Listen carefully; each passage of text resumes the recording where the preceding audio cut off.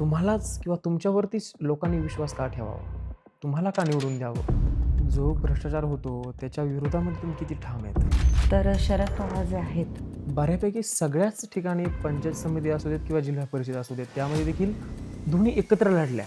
इथं काय झालं, की दोन्ही वेगवेगळ्या लढतायत. कुटुंबाचं नावही आमच्या पंचक्रोशीत फार प्रसिद्ध आहे. आज निवडणुका लढवत आहे, तर बऱ्यापैकी प्रचार चालू असेल. काय समस्या आहेत घनामधल्या जर एक विचार केला तर? सहजासहजी आपला पुरुषप्रधान देशात स्त्रियांना स्वीकार करेल, त्यांच्या निर्णयांना स्वीकार करेल, हे नाही वाटत. आपण राजकारणामध्ये किंवा या समाजकार्यामध्ये आपण आलं पाहिजे, यामागची काही कारणं आहेत का वेगळी? राजकारण म्हणून न पाहता समाजकारण म्हणून पाहिलं तर सर्व गुण्या गोविंदाने होईल असं मला वाटतं. महाराष्ट्रभरचा जर एक विचार केला, तर खूप सारा हा वर्ग पुरुष राजकारणामध्ये आहे. Correct. तर आपण राजकारणामध्ये आलो होतात, सुरुवात आहे. काही आव्हानं, अडचणी आल्या होत्या? विजन असं आहे की आतापर्यंत जी कामे झाली नाहीयेत, ती कामे नक्कीच एक महिला म्हणून महिला सक्षमीकरणासाठी काही प्लॅन आहे? आजच्या या चर्चेच्या माध्यमातून नागरिक असतील किंवा बाकी जे तुमचे मतदार आहेत, गणातील असतील, त्यांना आव्हान काय कराल?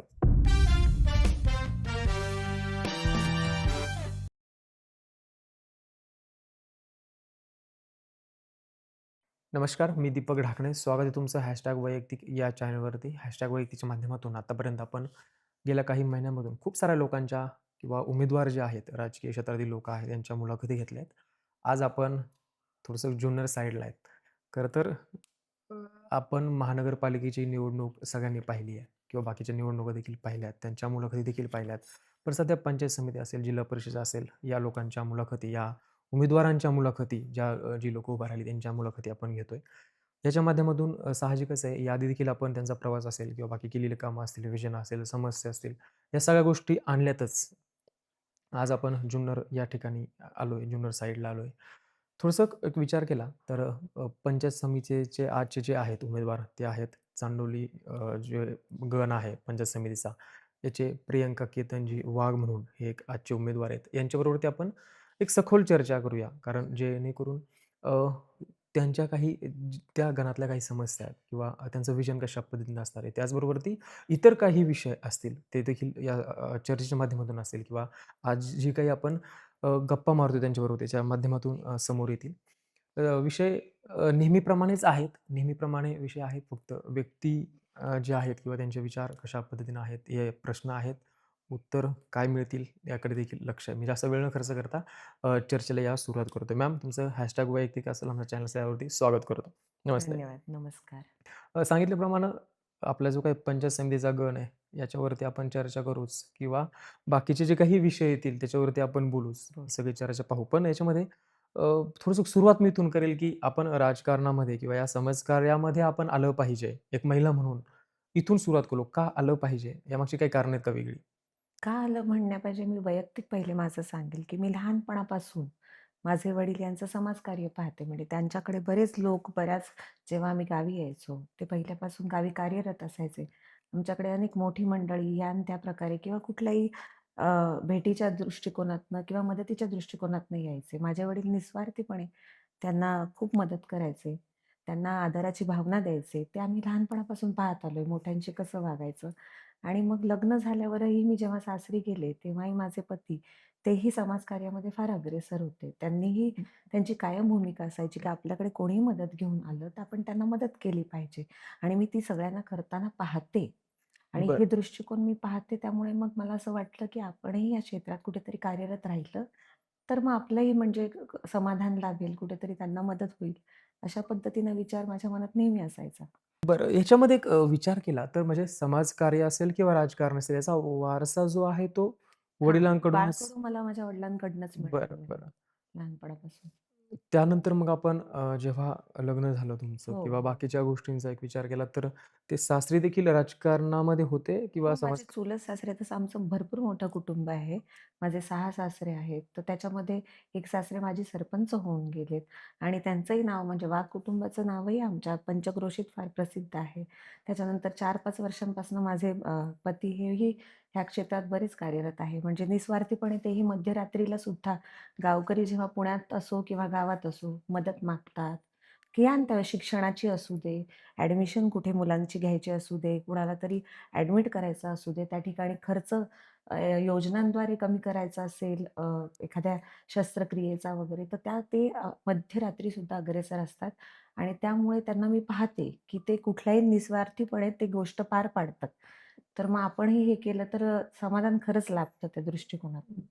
त्यामुळे मग हा विचार माझ्या मनात बऱ्याच दिवसापासून होता आणि ह्या आता आगामी ज्या निवडणुका येणार आहेत, त्याद्वारे महिलांना आरक्षित येऊन ती मोठी संधी माझ्यासाठी चालून आलेली आहे, की एक पाऊल मी पुढे टाकावं आणि या दृष्टिकोनातनं सर्वांपर्यंत पोहोचावं, म्हणून मी हे पाऊल टाकलेलं आहे. बऱ्यापैकी तुम्ही उल्लेख केलात त्यामुळे मी एक तुम्हाला सांगेल, की हे हं. बऱ्यापैकी महिलांना आरक्षण पडलं म्हणून घरातली महिला राजकारणामध्ये आली किंवा आज उमेदवार म्हणून ती उभा आहे. म्हणजे ते बरोबर. काय हं. लपवून ठेवण्यासारखी गोष्ट नाही, नाहीये खरं तर. नाही. बरोबर. ते सगळ्यांना माहिती आहे किंवा ते हो, सगळ्यांना कळतं. त्याच्या कळतं. पलीकडे काही नाही. पण आपण राजकारणामध्ये काम करावं, स्वतः वैयक्तिक घरचे आहेत किंवा मिस्टर आहेत, वडिलांनी देखील काम केलंय. काम हा केलं. भाग सोडून दिला, तर आपण एक महिला म्हणून राजकारणामध्ये आलं पाहिजे, यामागची काही वेगळी कारणं आहेत? महिला म्हणून राजकारणात यावं म्हणजे सर्वप्रथम म्हणावं तर आपला देश पुरुषप्रधान आहे. महिलांसाठी त्या ठिकाणी काहीतरी जागा उत्पन्न व्हावं म्हणजे त्यांचंही कर्तृत्व कुठेतरी बाहेर पडावं, की त्या फक्त घरातच नाही तर बाहेरील क्षेत्रात पण अग्रेसर राहू शकतात. बरेच मोठमोठे निर्णय घेऊ शकतात त्या. हां, पाठिंबा कुणाचाही असो, आपल्या परिवाराचा असो, पुरुषांचा असो, स्त्रियांचा असो, पण त्यांनी घराच्या बाहेर निघालं तर व्यासपीठ त्या ठिकाणी त्यांना त्यांच्या गोष्टीत व्यासपीठ जर त्यांना निर्माण झालं ना, तर त्या काहीही करू शकतात आणि नक्कीच पाठिंबा त्यांना त्यांच्या घरातून, त्यांच्या स्वतःच्या पतींचा असो, सासऱ्यांचा असो, घरातील सर्व मंडळींचा असो, तर त्या बरंच काही करू शकतात याची मला पूर्ण खात्री आहे. फक्त तो जो आधार असतो ना, तो त्यांना मिळाला पाहिजे. एवढंच मला वाटतं सांगावसं, की खरंच जसा आधार मला माझ्या घरातल्यांकडनं मिळालाय, म्हणजे मी आधी माझ्या सासऱ्यांना विचारलं, मग माझ्या वडिलांना विचारलं, माझ्या पतींनी मला पाठिंबा दिला, की "हो, तू बाहेर पडू शकते, तू करू शकते." मला खात्री आहे आणि तुझा दृष्टिकोन क्लिअर आहे. सर्वप्रथम निस्वार्थीपणे या येणाऱ्या निवडणुकीत उभं राहणं हा माझा दृष्टिकोन माझा आणि माझ्या पतींचा पण, माझ्या घराचा, की आम्ही कुठल्याही आपण आर्थिकदृष्ट्या कुठल्याही ह्या निवडणुकीत उभं राहावं आमचा अजिबात हा हेतू नाही. कारण तेवढे आपण सक्षम आहोत. पण जर आपल्याकडून कुणाचं काहीतरी चांगलं होतंय, समाजाचं काहीतरी चांगलं होतंय, तर त्या नक्कीच हा प्रयत्न माझा राहील, की ह्या दृष्टिकोनातनं मी पाऊल पुढे टाकते आणि महिलांनीही हे पाऊल जर उचललं, त्यांना घरातनं पाठिंबा मिळाला, तर माझ्यासारख्या बऱ्याच जणी ही गोष्ट करू शकतात. अ, जर एक विचार केला तर खूप सारी मंडळी जी आहेत, या तालुक्यातली असतील किंवा बाकी परिसर हां, महाराष्ट्रभरचा जर एक विचार केला, तर खूप सारा हा वर्ग पुरुष राजकारणामध्ये आहेत. राजकारणामध्ये. महिलांचा बरोबर. देखील समावेश नक्कीच आहे, नक्कीच आहे. नाकार देणार नाहीये, पण तो नाही, कमी आहे, प्रमाण आहे. बरं. तर आपण राजकारणामध्ये आला होतात, सुरुवात आहे. काही आव्हानं, अडचणी आल्या होत्या किंवा त्या हो, काय आल्याच प्रकारच्या? होत्या अडचणी. कारण कसं आहे, सहजासहजी आपला पुरुषप्रधान देश हा स्त्रियांना स्वीकार करेल, त्यांच्या निर्णयांना स्वीकार करेल, हे नाही वाटत. पण एवढंही तितकंच खरं, की जर आपलं काम तितकंच स्पष्ट असेल, आपलं ध्येय तितकं स्पष्ट असेल आणि ती कर्तबगारी जर कामात दिसत असेल ना, तर नक्कीच आपली मंडळी, आपला देश ते ते वाखाणतील त्या कामाला, पाहतील त्या कामाला आणि पाठिंबाही देतील. मला तेवढी खात्री आहे. जर आपलं काम एक माणूस महत्त्वाचा नसतो, त्याचं काम महत्त्वाचं असतं. त्यामुळे काम ठरवतं, की कुणाला पाठिंबा द्यायचा, कुणाला पाठिंबा नाही द्यायचा ते. आज निवडणूक लढवत आहे, तर बऱ्यापैकी प्रचार चालू असेल. बरोबर. काय समस्या आहेत घनामधल्या, जर एक विचार केला तर? जर विचार केला तर आज इतक्या दिवस म्हणजे मी कार्यरत असायची गावी पण.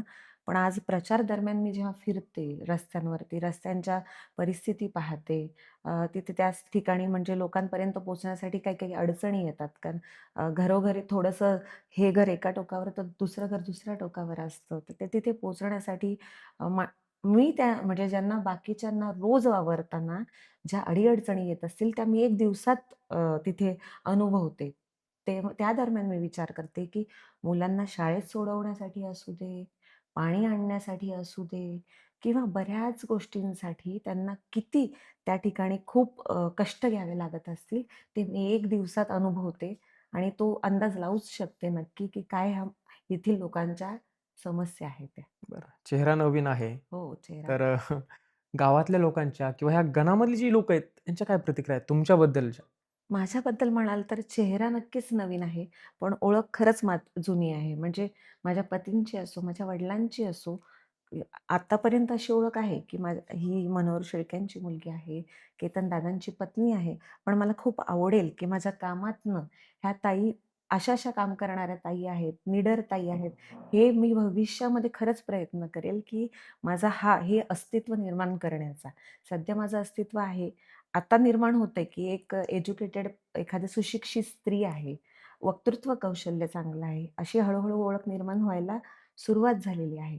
एक काळ थोडासा माझ्या प्रयत्नांत येईल पण, की ह्या ताई थोड्याशा सक्षम आहेत. हा वेळ अजून दूर आहे, पण तसा मी नक्कीच प्रयत्न करेन. बरं. हां. तुम्ही समस्या सांगितल्यात, तर या गणामधल्या गावांचा काही अभ्यास आहे का? किंवा हो. किती गावं आहेत? किंवा गावाचं सध्या भौगोलिक परिस्थिती कशी आहे? आता तसं पाहायला गेलं तर मी पंचायत समिती चांडोली गणातनं उभी आहे. अ, बरोबर. अ, त्यामुळे तिथे माझ्या अंडर जे येतात माझ्या निवडणुकीमध्ये 9 गावं येतात. म्हणजे वळती, रांजणी, वळतीमध्येच गांजवेवाडी येतं. जाधववाडी, नागापूर, थोरंदळे, चांडोली आणि भागडी, भराडी आणि खडकी ही गावं येतात. त्या गावांमध्ये म्हणाल तर माझं माहेर-सासर माझं माहेर वळती, सासर रांजणी, नागापूर हे आपले जे समर्थक आपले जे माननीय साहेब आहेत, देवदत्ताजी निकम त्यांचं गाव. थोरंदळे त्याच्या लगत गाव. म्हणजे बरेच गावं हे आपल्या समर्थक आहे आणि माझ्या पतींची आत्तापर्यंत जेवढे समाजसेवा आहे, माझ्या वडिलांची जी समाजसेवा आहे, तर त्या समाजसेवेप्रमाणे मला बरेच जण ओळखतात, की ह्या गावांमध्ये. म्हणून माझी ओळख निर्माण करण्यासाठी आता फारसं मला त्रास नाही घराण्यांमुळे. पण कामामध्ये तर नक्कीच अग्रेसर राहावं लागेल थोड्या दिवसांमध्ये. एक प्रश्न निर्माण असा होतोय, जस्ट आठवला, बरं. की बऱ्याच ठिकाणी ज्या पद्धतीनं पुणे महानगरपालिकेची निवडणूक असू देत किंवा बाकीच्या महानगरपालिकेच्या निवडणुकीमध्ये दोन्ही राष्ट्रवादी एकत्र आल्यात. बरं. आज तुम्ही शरद पवार गट जे आहे राष्ट्रवादीचा त्याकडनं तुमची उमेदवारी आहेच. पण बऱ्यापैकी सगळ्याच ठिकाणी पंचायत समिती असू देत किंवा जिल्हा परिषद असू देत, त्यामध्ये देखील दोन्ही एकत्र लढल्या. इथं काय झालं, की दोन्ही वेगवेगळ्या लढतायत? आता हा आपला लोकशाही प्रधान देश आहे सर्वप्रथम सांगायचं झालं तर. हां. आणि हे जे युती होत आहेत, ते चांगल्याच पद्धतीने होत आहेत. पण आता ज्या ठिकाणी ज्या प्रकारची लोकं आहेत, त्यांना काय हवंय आणि काय नको हे लोकच ठरवतील. आणि तसं तर हे लोकांवरच ठरलेलं आहे, की आपल्याला युती करायची, नाही करायची, चिन्ह कुठली, सर्व हे लोकं म्हणजे ही लोकशाही प्रधान पंचायत समिती आणि जिल्हा परिषदेच्या ह्या निवडणुका ह्या सर्वस्वी लोकांवर अवलंबून आहे. ना की वरील वरिष्ठांवरती अवलंबून. त्यामुळे लोकच ठरवतील त्यांना काय हवंय आणि काय नको. या दृष्टिकोनातनंच आता आंबेगाव तालुक्यात युती व्हावी, नाही व्हावी हे लोकशाहीच सगळे लोकच ठरवतील, की काय पुढे कसं जायचं ते असं. बाकी युती झाली आहे बाकीच्या तुमच्याबरोबर ती म्हणजे तुम्ही दोन्ही शिवसेना घ्या आणि तुमचा पक्ष घ्या. हे तुम्ही एकत्र आलायत किंवा बाकीचे जे काही लोकलचे काही संघटना आहेत, ते तुम्हाला पाठिंबा आहे त्यांचा. त्याचा काही इफेक्ट वेगळा राहील किंवा त्याचा काही फायदा कशाप्रकारे होईल? काय सांगाल याबद्दल? भावबंधकीची ही तर योजना पहिल्यापासून म्हणजे अगदी आपण पाहायला गेलो तर पूर्वीचं जे नेतृत्व होऊन गेले जसे आंबेडकर असो, बरेच असो ते तरी आता लोकमान्य टिळकांनी तर गणेशोत्सव साजरा केला होता, की लोकं एकत्र यावं, त्यांचं एकत्रीकरण व्हावं, लोकांची भाऊबंदकी वाढावी म्हणून. हो. तर त्या दृष्टिकोनातून नक्कीच जर युती झाली आणि सगळ्यांचे मतभेद जर कमी झाले, अगदी आर्थिकदृष्ट्या म्हणा, सगळ्या दृष्टिकोनातनं तर हे खरं फायदेशीरच ठरेल. पण त्याला मी म्हटलं ना, राजकारण म्हणून न पाहता समाजकारण म्हणून पाहिलं तर सर्व गोविंदाने होईल असं मला वाटतं. सुरुवातीला तुम्ही सांगितलं होतं, की इथे माझ्याकडे रस्ते असेल, पाणी असेल किंवा बाकी वाहतूक व्यवस्थेची फार अशी सोय नाहीये, कारण रस्त्यांची अवस्था बिकट हो, आहे. हो. बरोबर. आपण फिरतोय या ठिकाणी, पण या ठिकाणी जर एक विचार केला तर गेले 35 वर्षापासून एक व्यक्ती म्हणून आमदार असेल किंवा या तालुक्याचं, या परिसराचं नेतृत्व करतोय, तरी देखील या समस्या सुटल्या नाहीयेत. तुमच्याकडे काय प्लॅन आहे याबद्दलचा? हे बघा, एक यंत्रणा असते त्याच्यासाठी काम करण्यासाठी. म्हणूनच ग्रामपंचायत, पंचायत समिती, जिल्हा परिषद आणि मग आमदार, खासदार त्या सगळ्या यंत्रणेने काम चालतं. जर ह्या समस्या ग्रामपंचायतीच्या सदस्यांनी पंचायत समितीकडे, जिल्हा परिषदेकडून निधी आणायचं काम करायचं. त्याच्या जिथे म्हणजे जिथे खरंच गरज आहे, त्या ग्राउंड लेव्हलची काय समस्या आहे, सर्वप्रथम तर जाणून घेणं महत्त्वाचं आहे, की नक्की या विभागातल्या समस्या काय?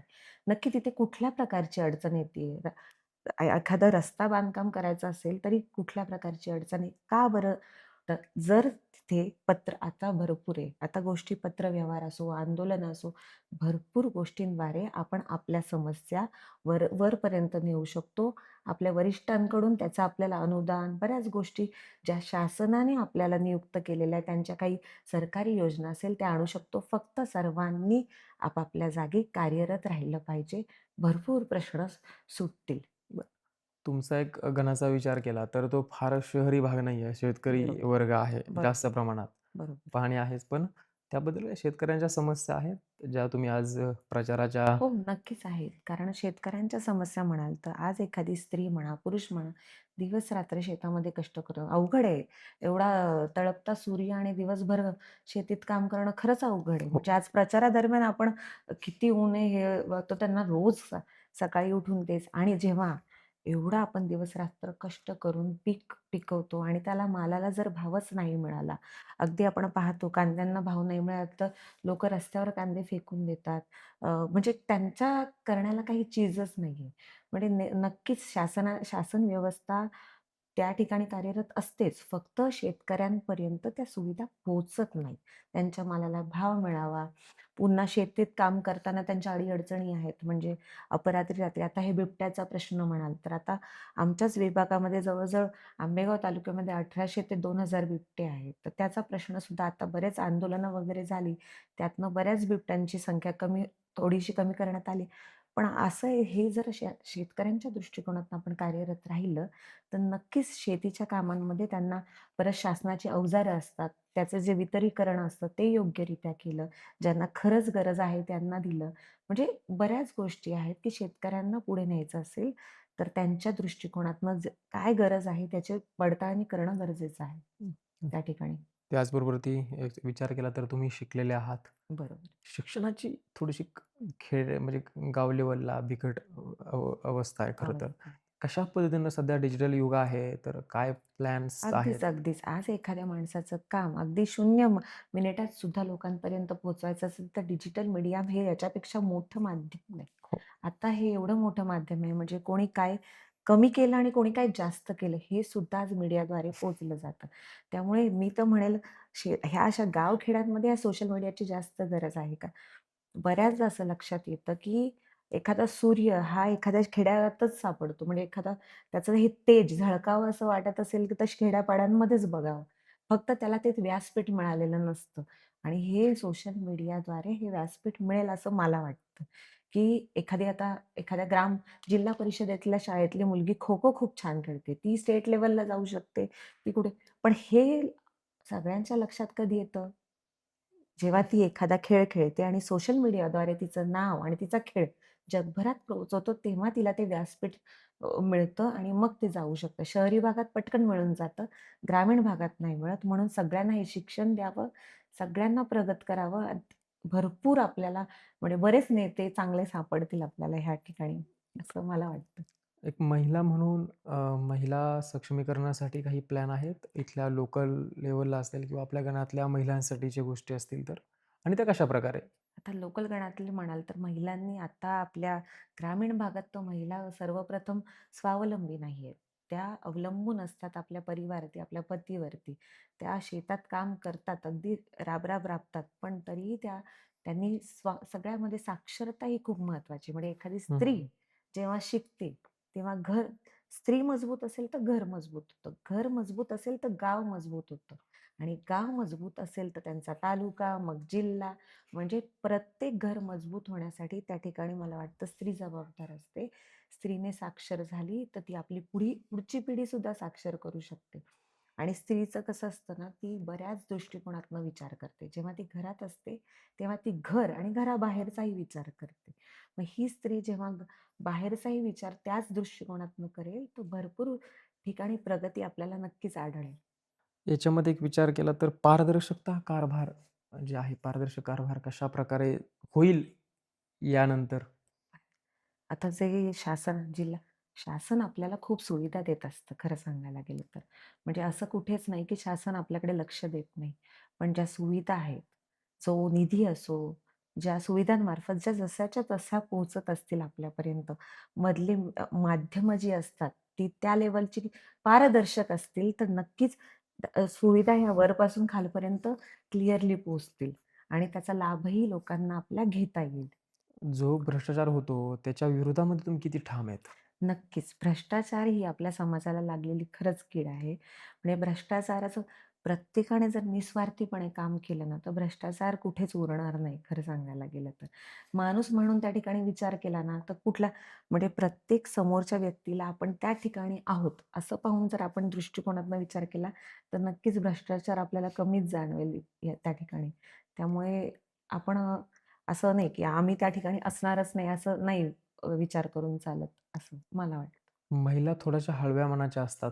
बरोबर. आहेत देखील म्हणजे आपण पाहतो देखील. पाहतो. थोडंसं राजकारणामध्ये एक टीका करणारी लोकं एका पातळी सोडतात. अशा वेळी जर असं आपल्या घडलं आपल्या बाबतीत, तर आपलं मन किंवा कशाप्रकारे कठोर आहे किंवा आपण कशाप्रकारे त्याला सांभाळून घेणार किंवा घेऊ शकता? माझ्या दृष्टिकोनातनं म्हणाल जर आपण निर्भीड आणि आपला दृष्टिकोन खूप स्पष्ट असेल, तर कोणी कितीही टीका करो, तिथे आपल्याला फरक नाही पडला पाहिजे. त्या गोष्टीत तरी, की कोणी काहीही म्हणो, तो त्याचा दृष्टिकोन आहे. पण जर आपण निडर आहोत, आपण स्पष्ट आहोत, आपलं ध्येय स्पष्ट आहे, की आपल्याला हेच करायचं आहे. एवढं क्लिअर असताना कोणी काहीही म्हणो, आपण आपली वाटचाल करत राहायचं. अडथळे असे वाटचालीमध्ये बरेच येतात. पण आपल्याला किती आपल्या मनाला लावून घ्यायचं आणि किती नाही घ्यायचं ते आपण आपलं ठरवायचं असं मला वाटतं. महाराष्ट्राने खूप सारे म्हणजे नेते जे आहेत, ते महाराष्ट्राने देशाला दिले. आपला आवडता नेता कोण आहे नेता? आवडता नेता म्हणाल ना, तर शरद पवार जे आहेत, त्यांनी आत्ता मला एक सांगा, सुरुवात आपली शेतकऱ्यापासूनच होते. हो. शेतकरी पिकवतो. आज आपण शहरात असो, गावात असो, कष्ट कशासाठी करतो? पोटापाण्यासाठी. पोट म्हणतात ना त्याला बळीराजा. बळीराजा का म्हणतात? तोच आहे पिकवता. जर तिथून त्यालाच आपण त्याच्याकडे लक्ष नाही दिलं, तर आपण पुढे नाही जाऊ शकत आणि हे लक्ष देणारा नेता म्हणजे शरदचंद्र पवार. म्हणून मला ठामपणे सांगूसं वाटतं, की साहेबांबद्दल एवढंच म्हणेन, की झाले बहू, होतील बहू, परंतु या समाजाचं असं माझी धारणा आहे, की होतीलही, पण त्यांचा जो दृष्टिकोन आहे लोकांकडे पाहण्याचा, तो खूप स्पष्ट आहे. आपल्या घरातील जे काही लोकं आहेत किंवा तुमचे मतदार आहेत, येणारी निवडणूक आहे, ते तर मतदार म्हणायला काही हरकत नाही. बरोबर, बरोबर. तर अशा लोकांच्या काही ज्यांच्या काही अडी-अडचणी असतील, त्यांच्या संपर्कामध्ये राहण्यासाठी आपल्या काही उपाययोजना आहेत का? की मी कायमस्वरूपी या लोकांनी मला मतदान दिलंय किंवा मतदान केलंय, त्यांच्या संपर्कामध्ये त्यांच्या अडी तुम्ही गेला पाहिजेत.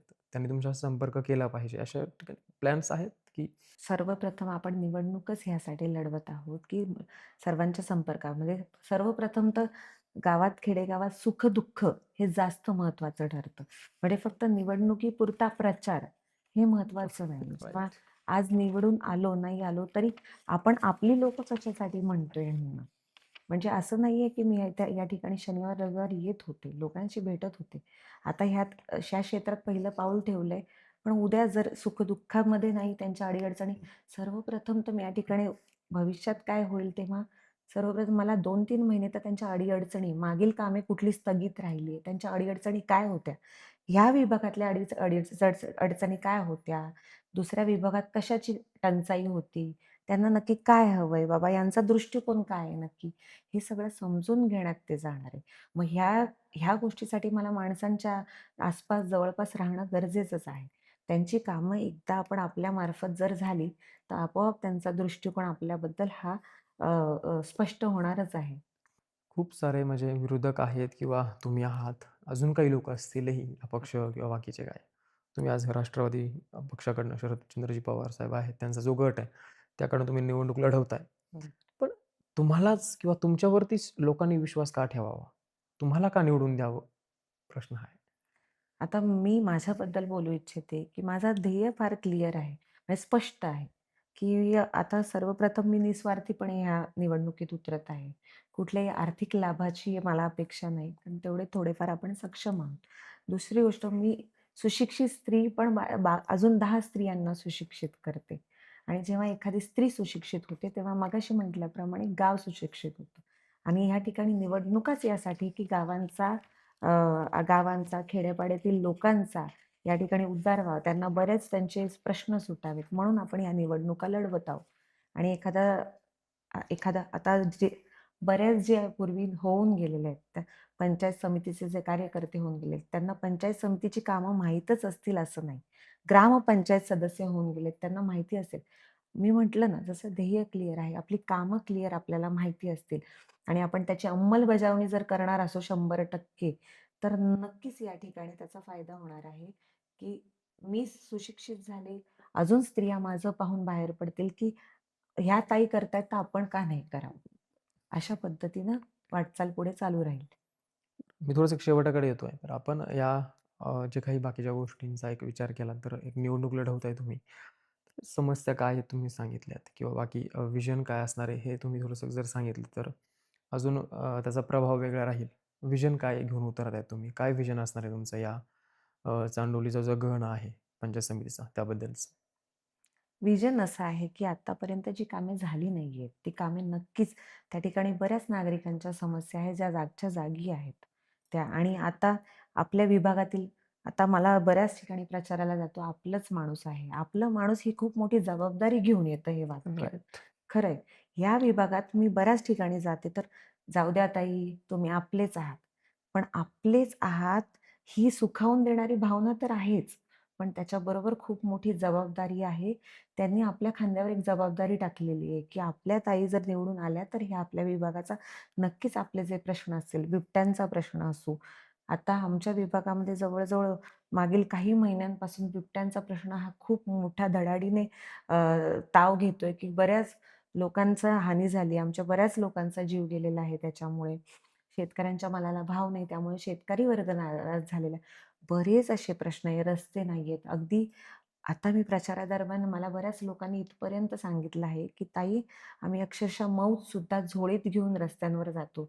हे त्यांचे प्रश्न इतक्या दिवसात मला माहीत नव्हते. जेव्हा मी आता स्वतः ग्राउंड लेव्हलला उतरली, तेव्हा लोकं माझ्याला जेव्हा शेअर करतायत ह्या गोष्टी, माझ्यापर्यंत पोहोचवतायत, तेव्हा मला लक्षात येतात.